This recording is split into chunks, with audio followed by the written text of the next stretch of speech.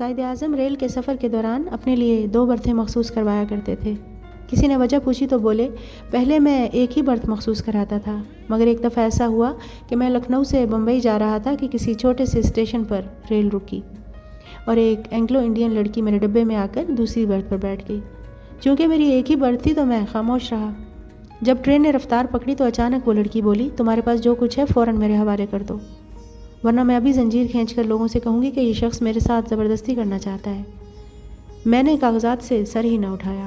اس نے پھر اپنی بات دہرائی، میں پھر خاموش رہا۔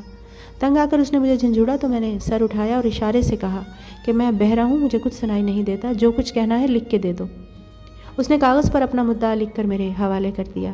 میں نے فوراً زنجیر کھینچ دی اور اسے تحریر کے ساتھ ریلوے حکام کے حوالے کر دیا۔